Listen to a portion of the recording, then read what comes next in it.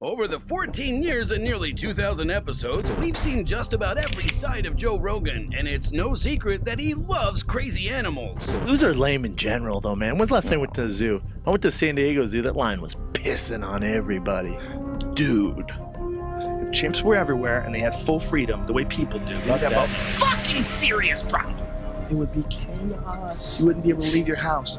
If there was as many chimps as there were people, you would never be able to get to your car. They would mug you every chance they got. They would rip your fucking feet off and fuck your ass. If you don't think chimps will steal babies and eat them, you haven't been paying attention to the literature. Crazy 800-pound silverback is bursting through the trees.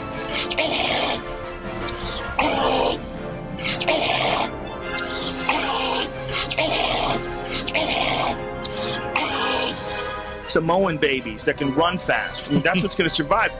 Fucking Diesel, square-headed, destroying machine, fast twitch, muscle fiber, and angst. And finally in his life, he's become special after years of neglect. You probably guessed which animal will be next. St. James got a chimpanzee. He was like a child for James and his wife. However, the touching and sweet story ended with a cruel end. They have a real sense of fairness. Yeah, there's a famous story of this guy who had a pet chimp, and then the thing about chimps is you can keep them when they're young, and then they get older, and it's like a man, but a man that's 5 times stronger than you, and like, why is he going to listen to you? He's not going to listen to you. So I think he started biting off fingers. It's one of the things that chimps do. When chimps get mad at you, they bite off your finger. Yeah, just to let you know, they're the boss. Like, they don't give a fuck if you're injured. They have no remorse, right? And they're intelligent. So you have this thing that's not a dog. It's not a person. It's this weird in-between thing. It's an animal, but it's also intelligent. And so when you do something for someone else, but you don't do something for them, they get rage, like horrific rage. So this guy gets rid of this chimp, brings it to a shelter. The shelter takes it in. And he goes to visit it every year. And the chimp goes to see him like, oh, my friend, I miss you. Why can't I come home? But he can't come home ever because he would just take over the house, right? Because he's a grown chimp. They don't castrate chimps the way they castrate dogs. Like when you castrate a dog, like everybody, it's standard. People think it's good. Oh, did you get your dog neutered? Yeah, I did. And you're like, you want your dog to have no testosterone. You want your dog to have no balls. But then it becomes a different thing. Right. Then it's like tired and like have you ever seen a dog get snipped? I had one of my dogs get snipped when it was 5 years old. He was just too aggressive.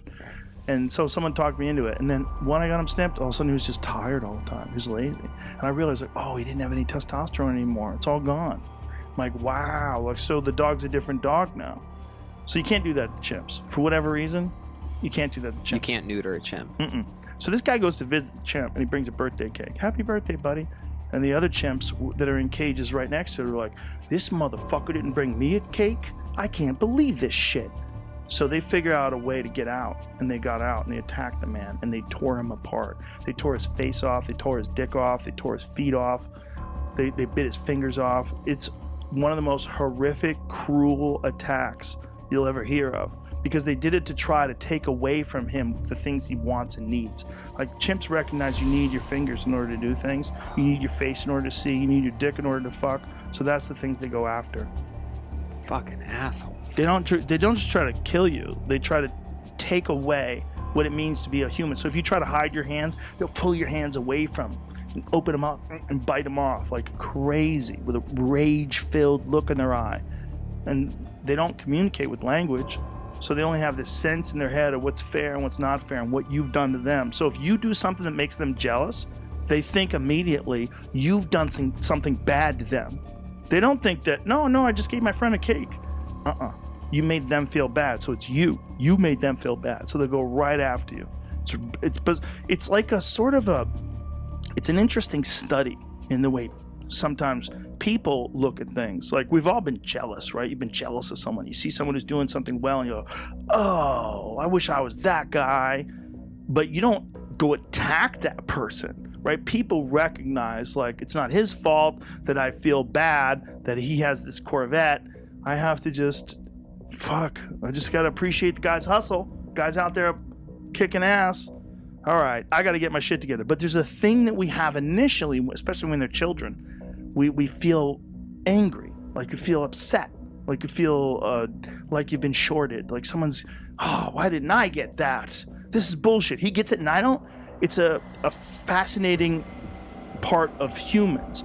And then humans, as we get older and more sophisticated with language, but still carry the same childish emotions, we find reasons to be upset at someone for being successful. We find reasons. Eat the rich.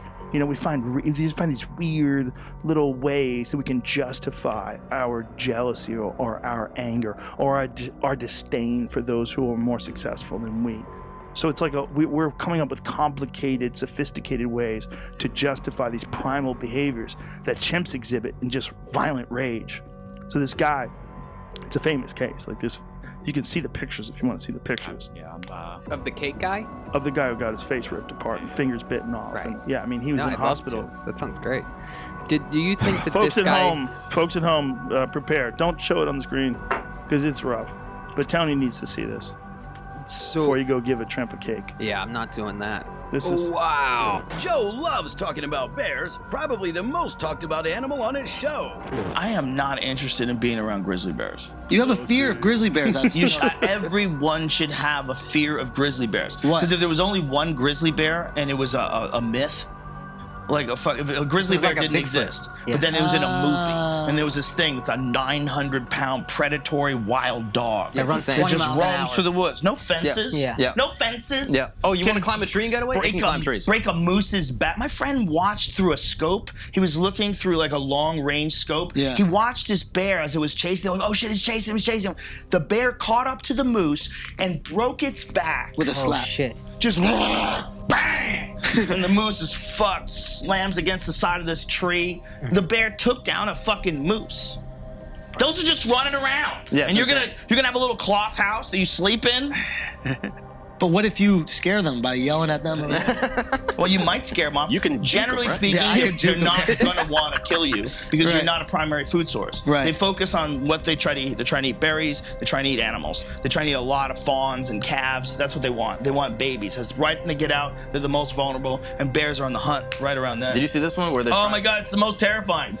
I've said for years that bears are my biggest fear, and you guys made fun of me relentlessly. Wait, was it Oh, I bears? This is the polar bear. This is the polar bear. This one is You live in fucked. Florida. Yeah, there's mad bears where I live. But what's going on? Where do you right live? Oh, I grew up in Florida in Orlando. Oh, there's a lot of bears in Florida. But they were like little black bears. They weren't even that big. Little, but they'll still kill people. But this thing right here. So this is him just being curious. He's just kind of looking around. No, incorrect. You don't think he's... No, that's a polar bear. He smells meat, and he's trying to get in there and eat that dude. That's 100% what's going on. He's not curious. You don't think he's sniffing around? What? Did He the guy have a smells Coca-Cola meat. in there? That polar bear, look at this. That polar bear smells that man's meat. That's why he's doing this. This has nothing to do with curiosity. He is trying to bite that box to eat that man. 100 million %. I mean, this is insane. Yeah, because polar bears only eat meat. They're not like any other bear. They're the most predatory of all bears because they don't have any other options. They don't have any vegetables. There's no grass. All they eat is fucking seals or anything else. Yeah, photographers sometimes. Anything that's there. Polar bears will come for you. So what do you do in that situation? Dude, Pray. I heard the most terrifying Wait it story out. of these explorers. They were on an icebreaker, and they were on an icebreaker. I don't even know if this is true. What's but I'm an gonna tell you iceberg- it like oh, it's an true. icebreaker is So a they're out boat. there in wherever the polar bears live, Yeah. and they have a leak in their boat, and they have to literally get off the boat because the boat's sinking. Yeah. So they make their way to an ice raft. They get off the boat onto this ice raft, and they wait. And there's multiple hours before someone can come get them. And they see a polar bear. And they see a polar bear on a neighboring ice raft. Yeah. And he's looking at them, and he stands up, and boom, comes up in Oh, the water fuck. and pops up on the next one next to it. Oh, And they're like, oh man. Bloop, back in the water, pops up on the next one next to it until he's right next to them. He dives in the water, comes up onto their ice raft, takes one of the guys, grabs him, pulls him into the water, swims with him over to the other one, and starts eating him. Fuck. Right in front of those dudes.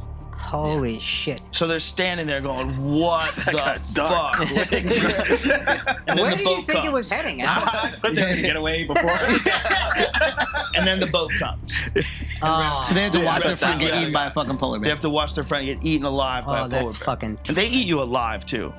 They don't bother killing you. Do you have They any just start friends that eating. died from like grizzlies or anything like that? No, I don't. I do have friends that have been chased by grizzlies and attacked. Although Joe's love for bears is boundless, he is incredibly afraid of white ones. Let's hear the details of his most terrifying story. Polar bears can smell a seal through 3 feet of ice. Oh, Jesus Christ! 3 fucking feet of ice. Christ! Oh my God! That's insane. 3 feet of ice. That is a fucking monster. Imagine if you were in a big concrete building and it's 3 feet thick and there's a bear on the outside going, meat. If that was a monster movie, you'd be like, this is insane. This monster's insane. Does this monster know I'm here? Like you'd be 2 kids, right? Their parents have already been killed and they're just breathing. Like, don't worry, we're safe. This concrete's 3 feet thick. There's no way it can smell us. And it's outside. I smell you. Oh, he talks too? What the fuck? Just wanting to 3 eat fucking you and feet. your sister.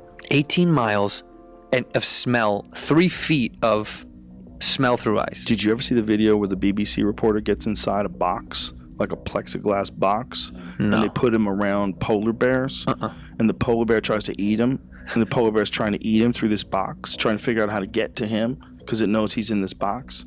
It is fucking terrifying. Dude, why would you ever? Bro, and this guy's got cameras on him the whole time. Shit in his pants. Just dookie left and right, filling those drawers, son. How strong is that? That thing has to be indestructible. They're so big. They're so big, and we've been really fucked over.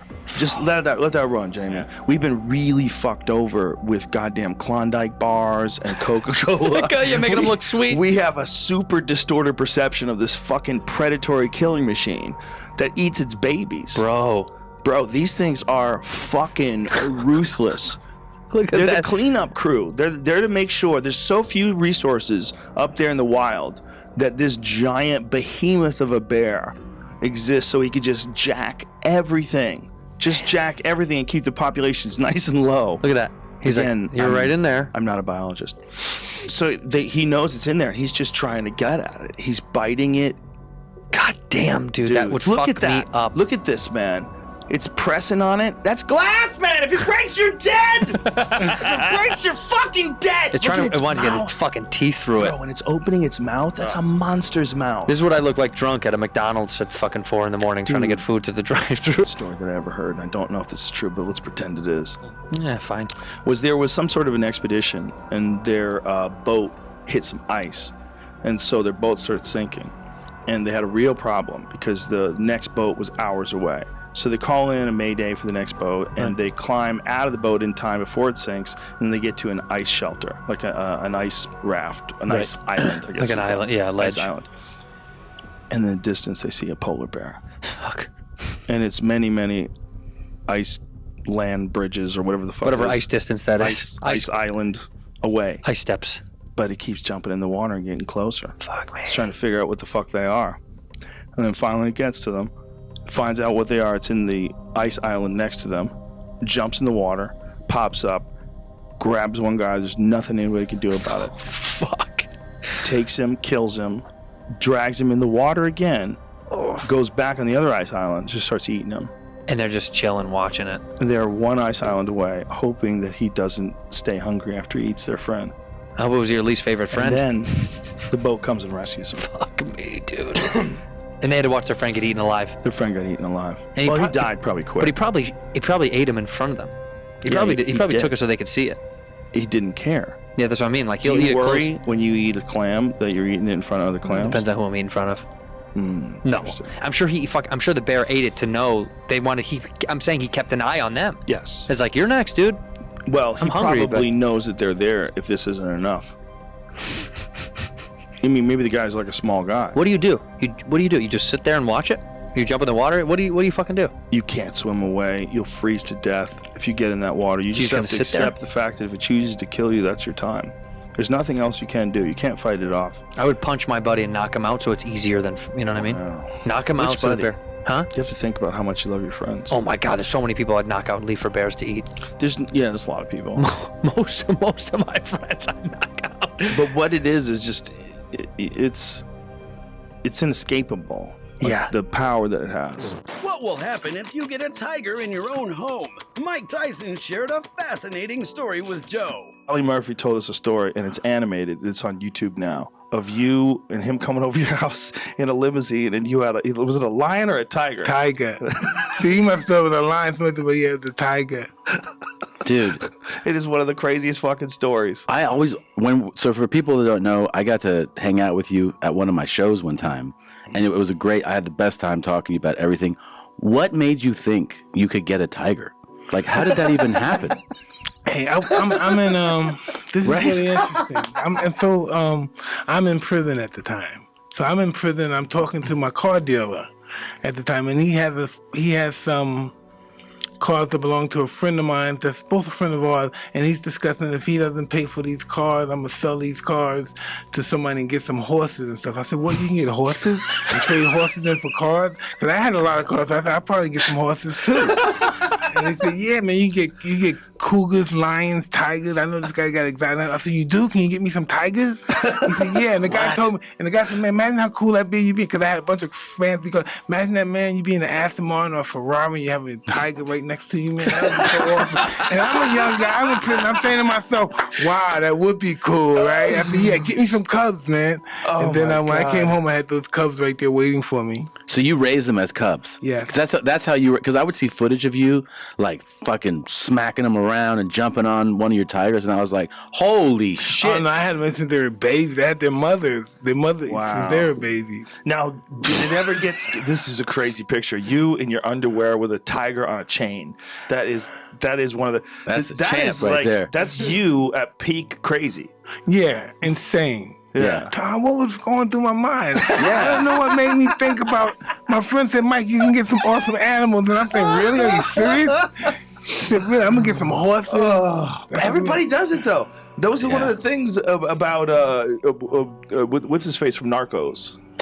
Oh, Pablo Escobar. Pablo Escobar. He got like a fucking zoo. Escobar had a whole crazy zoo. They all do it. Once you get like that rich, you're like, just get some animals. Yeah, you want to fuck with some animals. You let's get some animals. Fuck these two, let's get some animals. And they throw people in there with the lions and tigers, huh? Yeah. Get in there, you motherfucker. It's a real common thing with like super rich people. They start getting lions, and tigers, and shit. Michael Jackson had all that stuff too. That's right. Michael Jackson. Michael Jackson and everything. Yeah, Hugh Hefner too. Hugh Hefner had like a zoo in his backyard. That's true. But he had weird shit, like weird birds.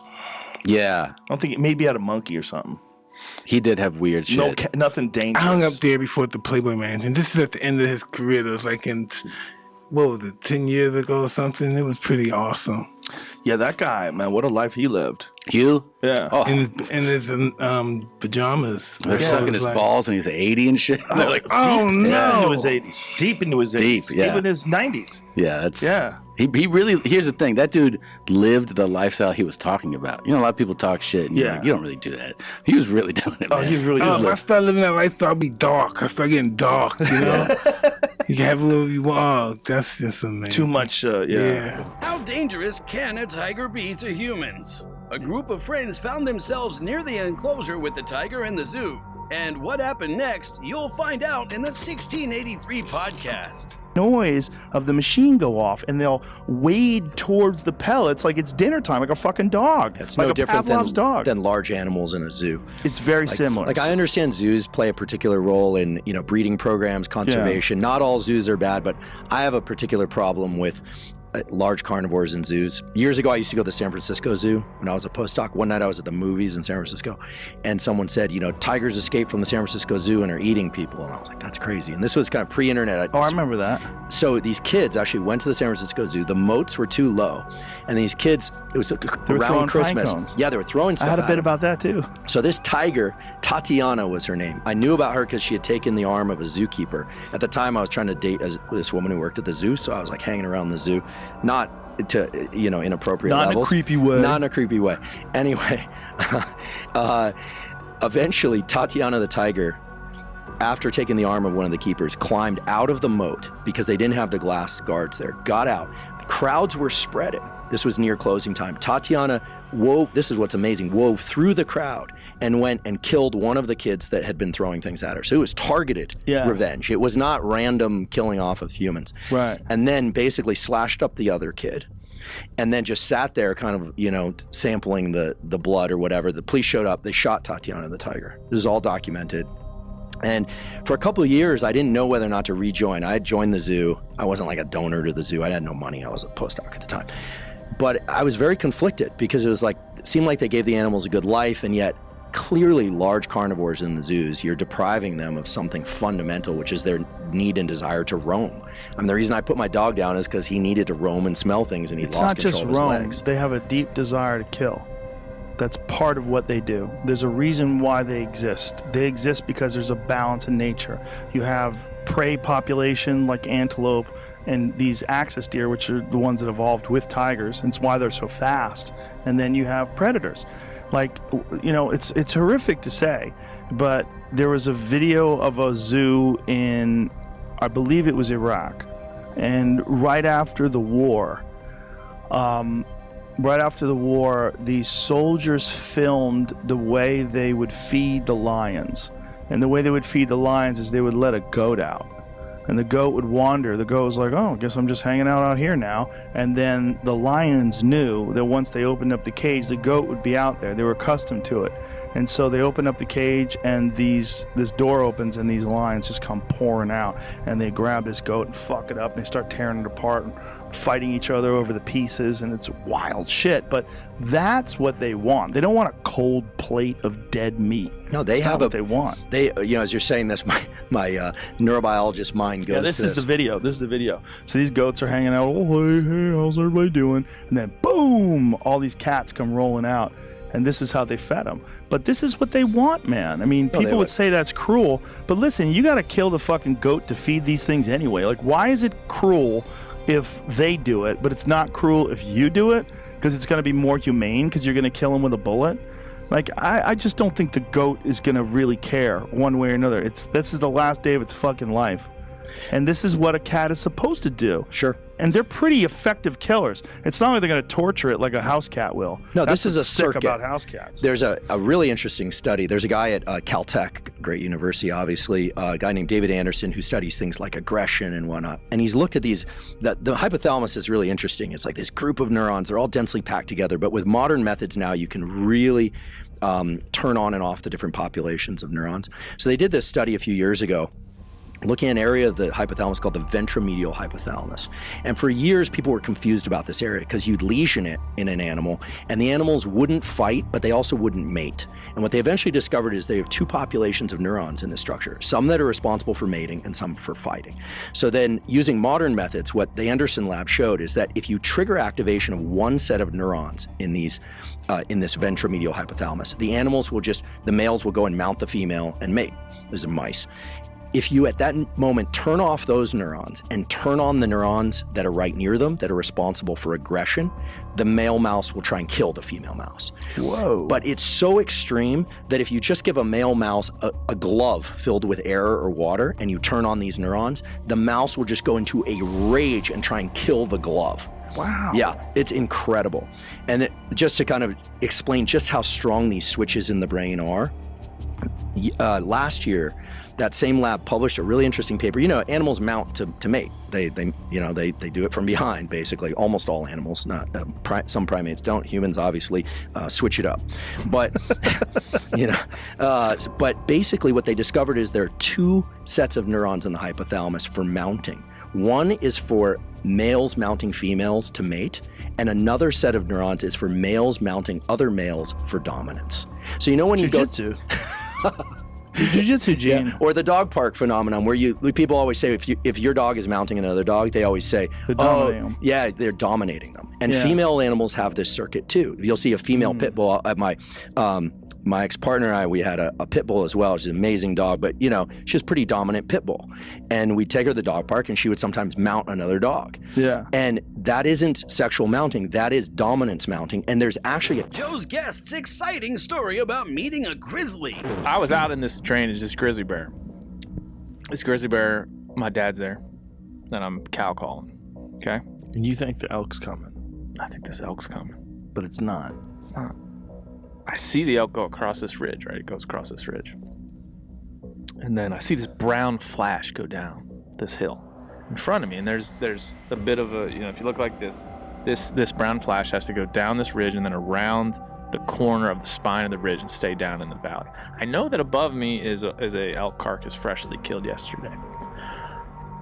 So I'm waiting for this big bull elk. I'm looking this way, and I turn around. I look down below me, and 100 yards below me, my dad's here, I'm here, and I turn around below me, and there's a giant bear 100 yards below me. I turn all the way around. I'm like, Dad, there's a bear. There's a bear. There's a bear. There's a bear. I have my pistol right here. Does your dad have a pistol? He's not. He has a bow only. I have a pistol and bear spray. Does your dad have bear spray? He does not. At this point, he does not. So luckily, I'm between him and the bear. The bear goes down the drainage. I remember, as a hunter, mostly I'm worried about is this a black bear or a grizzly bear. I didn't know at the time. It was kind of shadowed in this ravine as it was going up. And I'm looking through the binoculars. I'm like, I don't know what this is. I'm not sure if it's a black or grizzly bear. Grizzly bears have a distinct hump that you're looking for that's different from a black bear. And they can be, and this black bear's sauntering down. At the risk of making this a longer story, explain why it's way more dangerous if it's a grizzly. A black bear, you and I have experienced this in Alberta together. A black bear is not as aggressive, not as predatory. Black bear attacks are very less frequent than grizzly bear attacks. I don't know that I could explain kind of just the nature of a grizzly bear and a black bear is an omnivore in many ways. A grizzly bear is a carnivore. And in this scenario, if it was a black bear, I would be looking to shoot it rather than being afraid of it, because I love black bear meat. It's delicious. And black bear fat, you've had Clay Newcomb on, you make bear grease. It's one of the best things that there is. So I guess that maybe explains the difference. And then for people, like, in comparison, it's like a golden retriever versus a wolf. Pretty much. That's a pretty good comparison. It's a completely different animal. I wish there was a wildlife to kind of really lay it out there. But he would probably say German Shepherd wolf. Yeah, something like that. Probably would That's say. fucker. I'm trying to be like more comedic. But right. It's a different animal. It is, and I would say that you've seen it when we were hunting bait in Alberta. Yeah. When a black bear comes in, you're willing to stand your ground. You know, we were on our way. We saw a grizzly in Alberta. When we were on our way to where we were hunting, looking eye to eye with a grizzly is wild. It's a wild thing. And when a grizzly bear comes through a stand of timber or a mountainside in this case, things go quiet. And we didn't even, when I was in Alberta, the one I've seen in the wild was not that big. But the one you saw was big. This is one of the biggest bears I've ever seen. I'm talking big hind end, just Give me a roundabout. I have no idea. I would guess it at the 6.5 to 7 feet. I don't know how to guess how much it weighed. Let's just say 350. No, fucking way more than that. 450. 700. 600 pounds. We later found 700 pounds. We later found the track on the road where we walk in every morning to the drainage. This little 2-track dirt road where we walk in. We found this thing's track. So it is sauntering up this drainage. And there's a moment where my mind's not in the right spot. It's in the place of, is this a grizzly bear or a black bear? And now that I look back on that moment, that bear was about 2 seconds away from ripping my face off. Oh my God. I'm cow calling. To that bear, I'm a cow elk. And to me, I wasn't scared. I wasn't pulling for my pistol. I was watching it as a hunter might watch any game species thinking an elk's gonna come over the ridge. Yeah. And a grizzly bear. How many pounds? Maybe 700-800 pounds. I don't know. I hope I'm not wrong about that. Nice. It's a big one. Let's be nice and say 600.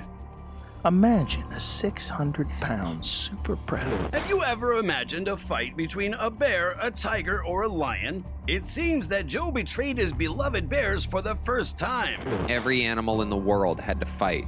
Who do you have winning everything in the Tigers. end? Tigers beats a grizzly bear? Wait, hold on. 100%. We're not talking about fish, because then it's home court advantage. Yeah, it's a big cat. Tiger over bear? Yeah, big and a cats. tiger over a lion? Yeah. Oh, interesting. Yeah, bigger. They're bigger, a lot bigger. Yeah, a large male That wasn't tiger. taught to us either. Let's see what a large male King of tiger the is. jungle. I want King to of the say a jungle. large male tiger borders on like 1,100, 1,200 pounds. But I don't think a large lion does. I think a large lion's like 800, 900 pounds, maybe even smaller. Those ones you used to show us about the guys riding on the elephant and the lion knows the food is all Oh the way my God, there. it's tiger. Tiger Yeah. just Tiger jumps up over. knows the man is up on top of the elephant, so No, he no, leaps no, no, no. and tore the guy's arm apart. The guy lost use of his arm, I believe. So the cat size. Tigers are heavier, weighing up to 800 pounds, and the lion's 550. So yeah, tigers are bigger. Aren't But the so two different in cats size. aren't so different in size. Here their profiles are superimposed. Oh, interesting. So they're similar size, but the tiger's that much heavier, which must be muscles. Yeah. Hold on, go back up there. You might remember from high school health class that muscle weighs more than fat, which help explain the tiger's extra pounds. So it seems More a vicious. tiger would have a physical advantage over the lion. Have they ever fought? For sure. For sure, people have done that. If you can In imagine, 2011, a tiger killed a lion with a single paw swipe that Conor McGregor of the Ankara Zoo entered. the tiger apparently found a gap in the fence and made its way to the lion's enclosure. When they met, the tiger severed the lion's jugular vein in just one stroke. Wow. Oh my Got him God. perfect. Oh my God. What I've seen from tigers, they seem to be more aggressive. They go for the throat, they go for the kill. Whereas lions are more, I'll just pound you and play with you. Yeah. Because they're like kittens. Yeah, it's like the difference between a wolf and like my dog Marshall. There's just tigers are the kings. That's the real king of the jungle. It's not a lion. And they're pissed. Lions live in the savannas anyway, by the way, don't they? Do they live in the jungle? They call them the king of the jungle, They do but are call the him the king of the lions? jungle. Are they actually in the jungle? Ask Joe Rogan about this. I feel like lions are like they're a grasslands animal, right? Lions don't actually live in the jungle. Thank you. Got it. Wow. Nailed it. Nailed Their it. real habitat is the open savanna, where they can hunt mammals such as gazelles, antelopes, and zebra. They may also cooperate to catch larger mammals such as buffalo, giraffes, and even crocodiles. The tiger is the king of the jungle, and they live in the fucking jungle. This is the first video in our selection where an animal has suffered, but there's a catch. Your turn. To all the people who've ever competed in Fear Factor, this is for them. Dude, he has to chew it too. I want to see. Turn it, let me see. it. Legs are moving, dude. Antennas moving. Say goodbye. Bye, baby. Dude, that still creeps me out.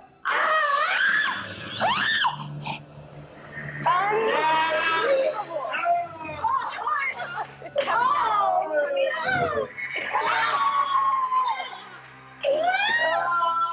Dude, you are nails.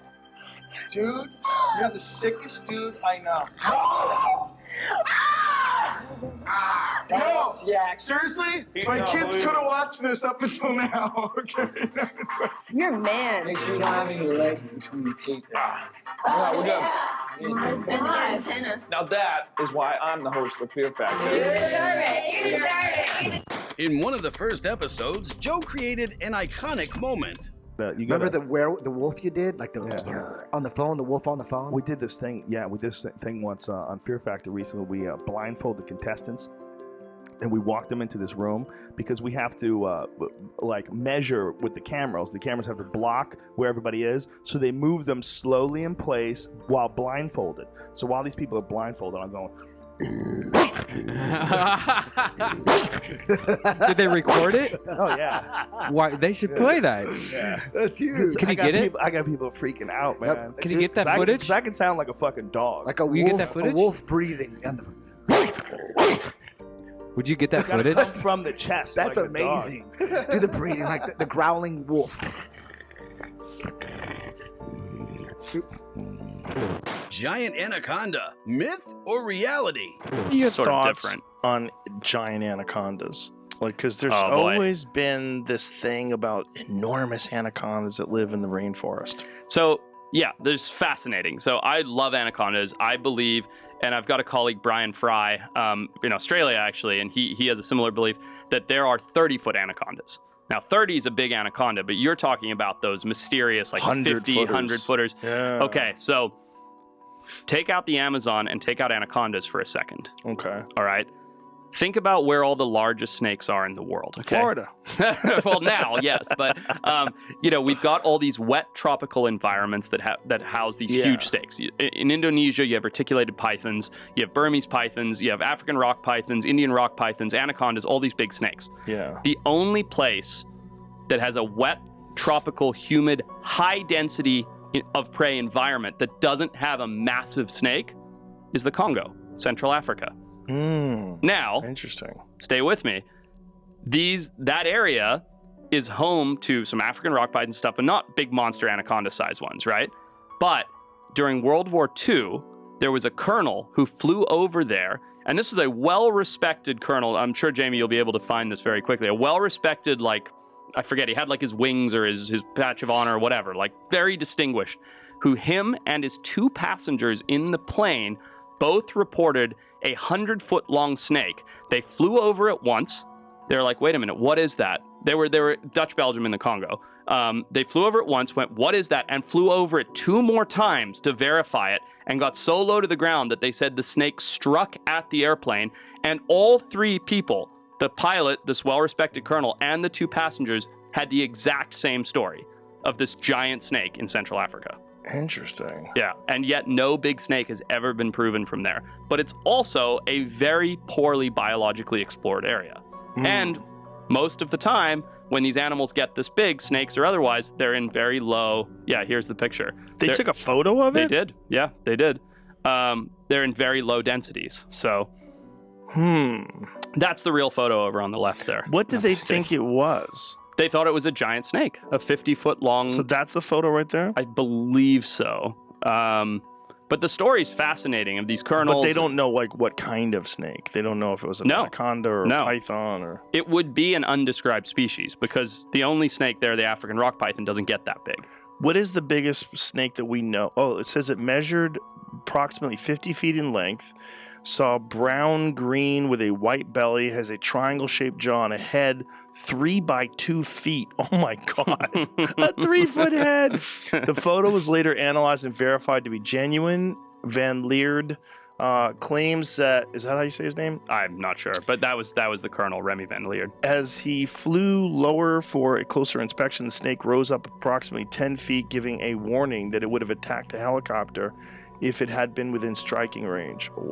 But imagine flying over and having a snake sort of lunge at a helicopter. Imagine a 3-foot snake head. Jesus Christ. Jamie, do you mind going to my Instagram? Komodo dragons are the only animal that eats its prey alive.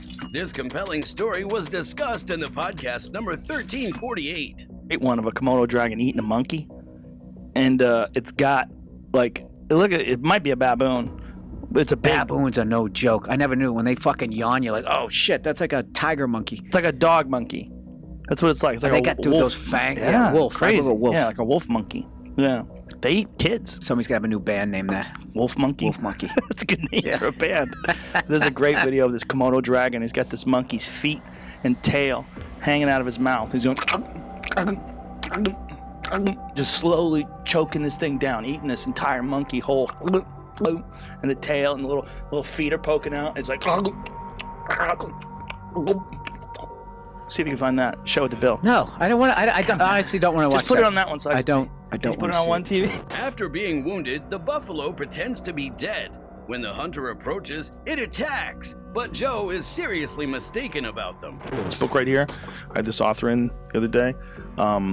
His name's Sam Gwynn, S.C. Gwynn. He wrote this book, Empire of the Summer Moon. It's fucking amazing, man. It's about the Comanches, and it's about the war they had with like through Texas and Oklahoma, and it went on forever. Like the Comanches were the last holdout against the American settlers and against the soldiers. The Comanches were the last holdouts. They were the last like truly wild tribe. And they were running the plains for like hundreds and hundreds of years, horses and shit. But here's the thing, man.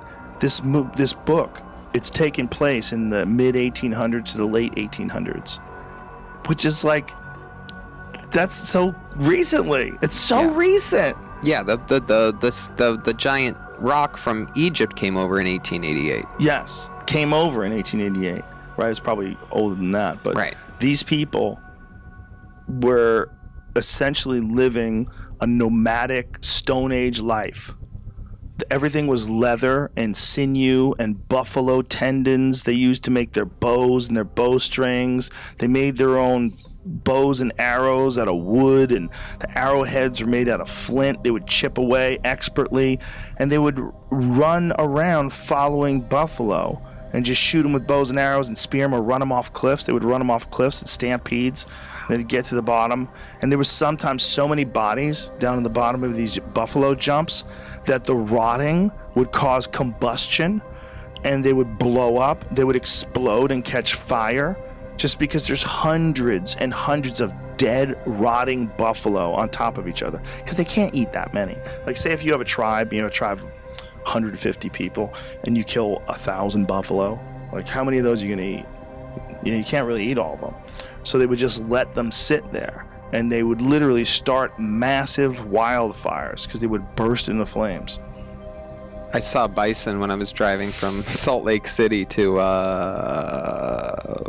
some other gig. I should be clear. I don't think they started massive wildfires. I think they started a massive buffalo fire. The fires of the dead bodies. I don't know if there was like shit to burn outside of there. There must be though, right? Wait. It's probably grass and stuff on the ground. Oh. That's where the buffalo were eating. But it's at the bottom of a cliff. I don't know what was down there. But they had these areas that they would call buffalo jumps, where they would just circle them on this side and circle them on this side. Yeah. Yell at them. These buffalo would be like, oh, where do I go? And they just off the cliff, everybody. And by the time you're running to the cliff and you realize, like, oh my God, this is a cliff. You try to hit the brakes. There's 1,000 fat fucks behind you pushing you off the cliff. Wow. Imagine being the first buffalo to get like really close. He's like running up to the cliff. He's like, oh shit. He turns around.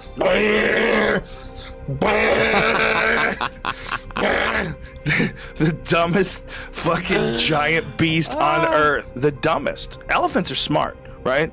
Buffaloes are so dumb. They're just running. Buffaloes are like, no disrespect to the buffalo, but they talk in the book about how they would shoot buffalo, and that like everybody had like disdain for how dumb the buffalo were. I think it probably made it easy for them to almost wipe them out to the point of extinction.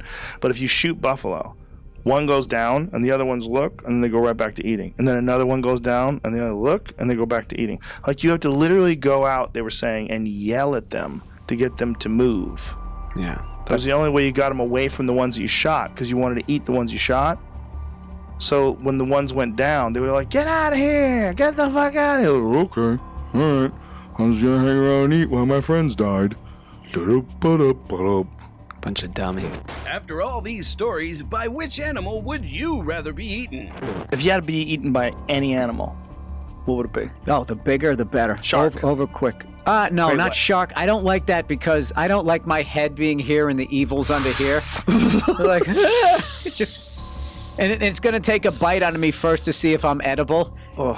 And then you're just sitting there, missing a chunk of your leg going, please don't let me taste good. Please don't let me taste good. Let him just fucking leave. It's interesting. Sharks used to be, if you caught a shark, people were happy. You got that fucking thing out of the water. Good. Like when fishermen would bring in a shark, people would get excited. Yeah. Now you're a monster. Well, there's this thing that I follow about sharks on Instagram. And like, it's fucked. This person found a tiger shark, like 18-footer or some shit, right? And she went down. She somehow gained this thing's confidence and had like some fishing line, and like took it out. Okay, this can't be real. And then somehow she ran into the thing again in the ocean, and she was petting it like a fucking lapdog. Trying to suggest that this thing knew her and was happy and respect. I mean, the way they cut it together, and of course the music always takes you emotionally where they want you to go. But I was just watching that whole thing going like, it's good that you did that, but I don't think you're at the, this tiger shark has talked to all the other tiger sharks. No, Bill's cool. In the next episode, Joe is surprised how you can't believe in climate change. You don't think we have to care about the environment? Like, what do you... No, not even a little bit. Like, Not even a little bit? no. Okay, let me clarify this. I don't throw trash on the ground. Like, I'm not saying like we need to trash the environment. Like, but do I believe in climate change? No. You don't believe in climate change? No. Click on the video to see more.